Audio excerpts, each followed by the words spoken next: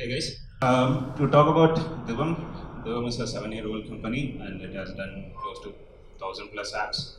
And Divum, we actually branched out a product division. We also have a app live on store. It's called Terra, where we procure fresh fruits and vegetables from farms and directly deliver to the consumers.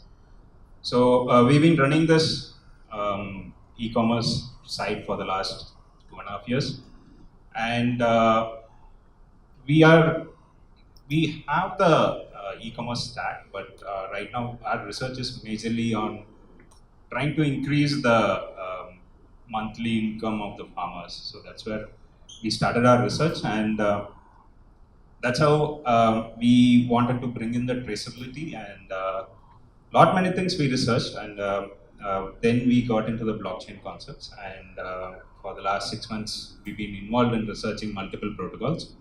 So I'm going to talk about Neo today. To talk about Neo, Neo, they call themselves as a decentralized blockchain trying to build a smart economy. And what does that mean by smart economy? Is that they're trying to digitalize all the assets, real world assets, into the blockchain. And how they're going to do that with digital identity and smart contracts. So these are two different major components. And next thing is, since I say smart contracts, everyone have actually given you a brief about what smart contracts are. But again, the current problem with the smart contracts, which is there in Ethereum, is that you need to learn another new language, Solidity, and it's pretty at its early development stages. Lot many technical scenarios cannot be handled, and there are a lot of new resources and infrastructure to be built. So what Neo does is they are giving a platform where you can use your current resources. You can program using Python, you can use C Sharp, and even Kotlin. They're also working on bringing in C++ and Golang for building your smart contracts, which I think as a developer, I think these are proven languages. And next thing is people talk about scalability, and to talk about scalability, Neo already does 1,000 transactions per second. If we talk about Visa doing 2,000 transactions per second, these guys are already doing 1,000 transactions per second, and it's practically there in the network. And theoretically, they claim that you can do 10,000 transactions per second. So at the moment, I think this is pretty much to go on the commercial aspects or building a commercial application on top of Neo. And how was this transaction time achieved is because of their consensus algorithm. Lot many people are trying lot many consensus algorithms.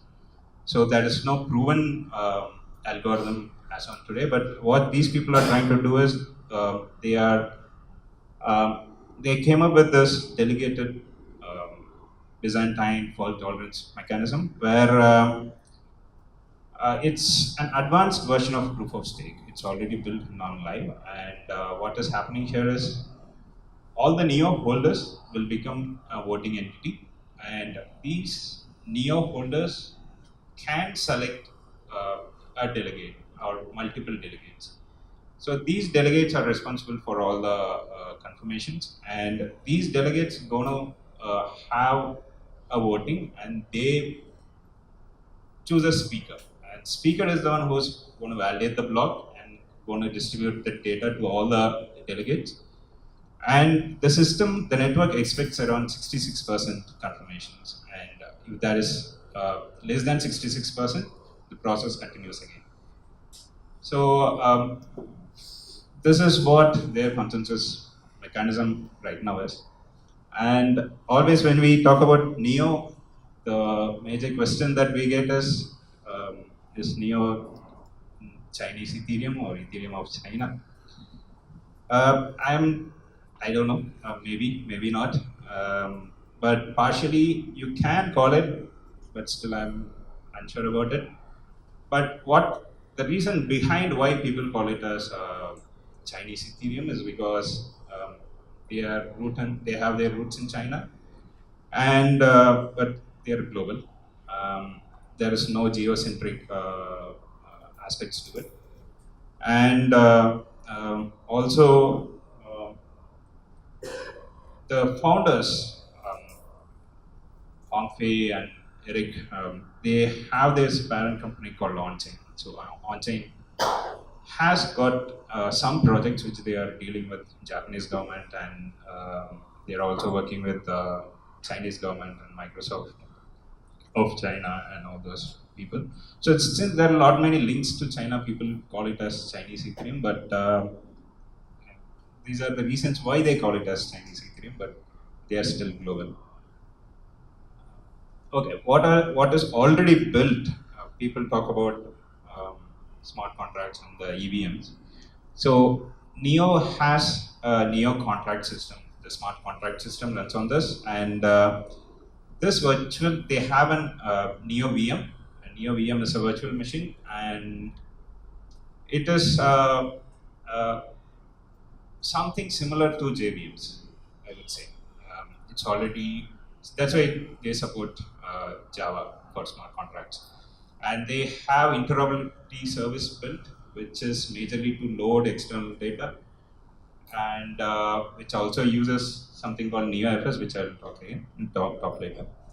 And they also have certain libraries. I mean, they have their own compilers, high language compilers like Java compiler, Python you have. So this is all already built into Ethereum. There's nothing new you have to do about it. And next is NeoX. NeoX is nothing but it gives you cross-chain interoperability, by which I mean you can have assets in another network. You may not write a Neo contract, but using NeoX protocol, you should be able to track it. So it's for both contract applications and your asset applications. And next one is a NeoFS, which is a very interesting thing. People on the Ethereum part, they use something like IPFS. Ethereum in Neo, it has its own file storage, and it's built on distributed hash tables. So Ethereum is trying to build this sharding concept, and Neo has this hash table concept which is decentralized. So all the data is again split into multiple hash blocks, and it's been replicated among the peers. They are working on the reliability and how to reduce. It's already built in, but they are trying to increase the performance of it. Next is the NeoQS. NeoQS is something, as on the cryptographic algorithms are concerned, people say that quantum computers can break the crypto. So these people have used a cryptographic thing called lattice-based algorithm, which is quantum proof. It's still in the white paper stage. They have given it mentioned in the white papers, but there is no proof as such. But it's been there in their development roadmap. And the next thing, the governance part. This is a crazy thing for blockchain community. First is, this is one protocol which has got two native cryptocurrencies. One is Neo, another one is a gas. So what Neo does is, Neo is more like an asset that you hold, and the holders of Neo gets to vote. They get to vote. They get to choose who the delegates are, who the speakers are, and also they get to vote on the strategic decisions, and these assets can still be exchanged. Interesting part here is Neo holders get a dividend, so they value the supporters.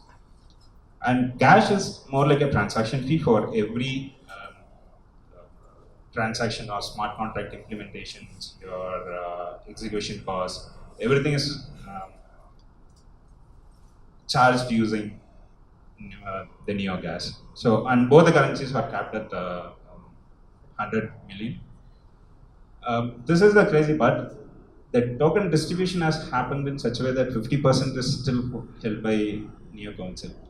So, which is like you give the centralization aspect to the Neo as such. But people argue that since there are a lot many developments happening, the Neo Council would like to have the control so that there is no major forks or um, like few examples like what's happening with Ethereum miners and Bitcoin miners trying to get the majority of the power.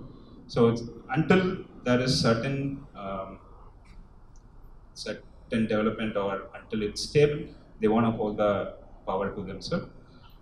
And they will be releasing 15 million tokens every year. So eventually they will also be having minimal stake. So that's it with Neo.